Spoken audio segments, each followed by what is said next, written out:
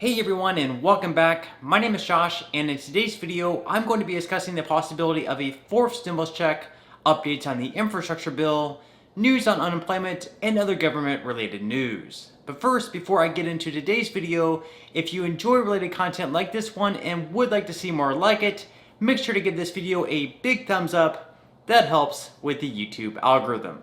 Also, if you would like to receive a couple of free stocks from Webull, or one by just opening an account, make sure to claim them for a limited period of time by clicking my link in the description box below.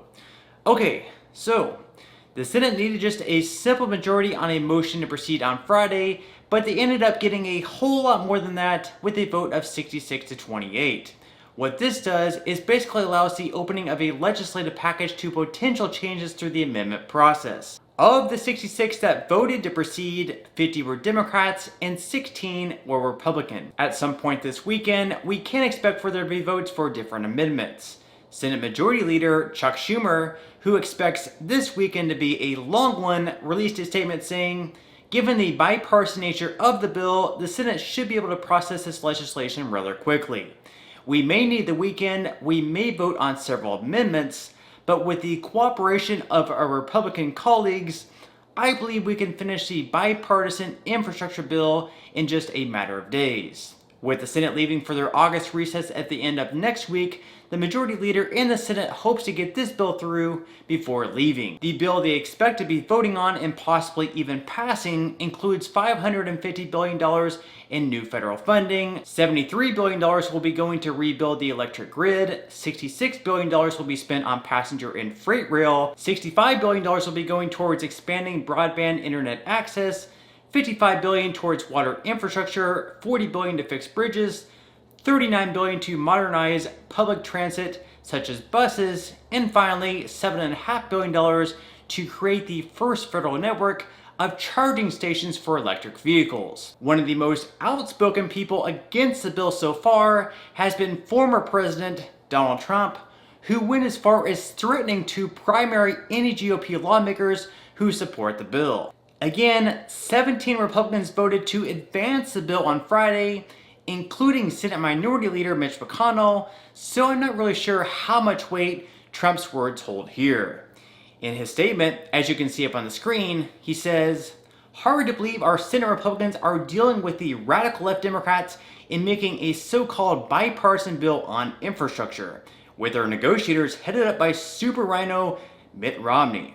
This will be a victory for the Biden administration and Democrats and will be heavily used in the 2022 election. It is a loser for the USA, a terrible deal, and makes the Republicans look weak, foolish, and dumb. It shouldn't be done. It sets an easy glide path for Dems to then get beyond what anyone thought was possible in future legislation. It will be a continued destruction of our country.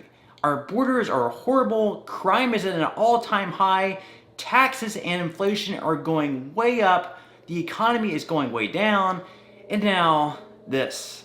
Don't do it, Republicans. Patriots will never forget. If this deal happens, lots of primaries will be coming your way. Dun dun dun." So Trump is basically telling his Republican colleagues, if you accept this deal, I'll make sure that the next time you run for Congress, another Republican takes you down in the election. Although it's hard to deny Trump's influence in the Republican Party, I really can't see too many Republicans who currently approve this bill jumping off the ship. Okay, moving right along to some news in unemployment, where first-time unemployment claims fell by right around 24,000. For the week ending July 24th, first-time claims totaled 400,000, which is much lower than a few months ago, but still much higher than what we would like to see. Before COVID really hit the United States hard back in March of last year, first-time claims were coming in at right around 220,000 per week. Back in May, employers posted a record of 9.2 million job openings, which is a sign that many employers are struggling to find workers. Because of this, about half of the states decided to end early the $300 weekly unemployment benefits. However, since doing so, residents in those states have decided to sue, and many of them are winning, causing the states to reinstate those benefits.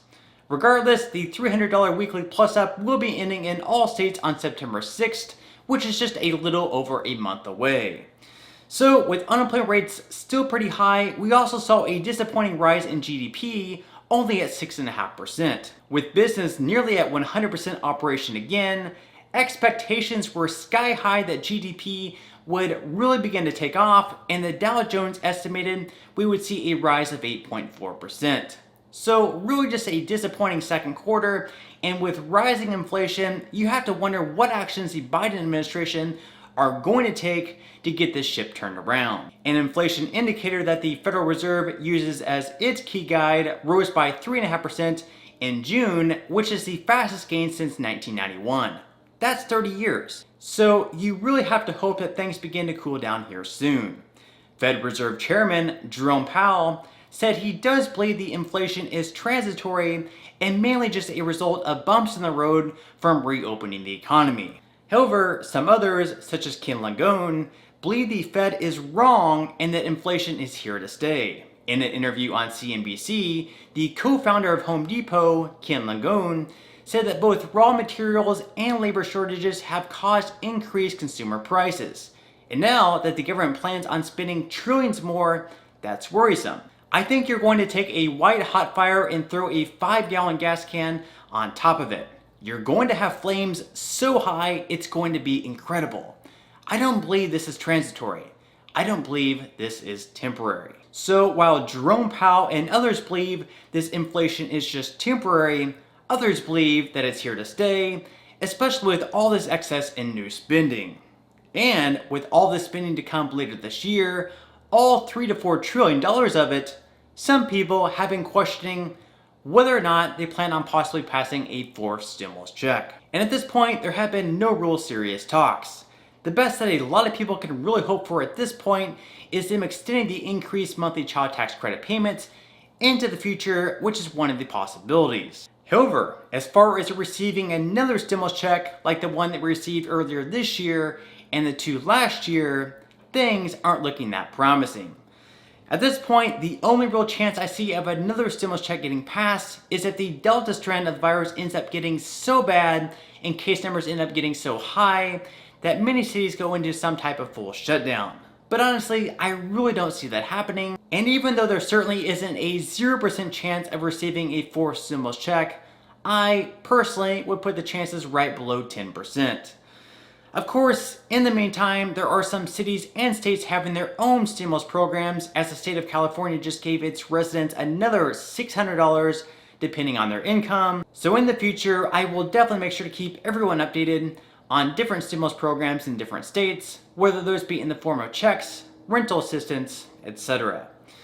But on that note, I'm going to go ahead and wrap up this video, but before I go, again, if you would like to receive a couple free stocks from Webull, valued up to $2,300, make sure to claim them by clicking my link in the description box below. Once you open an account with Webull, you will receive the first free stock valued up to $300.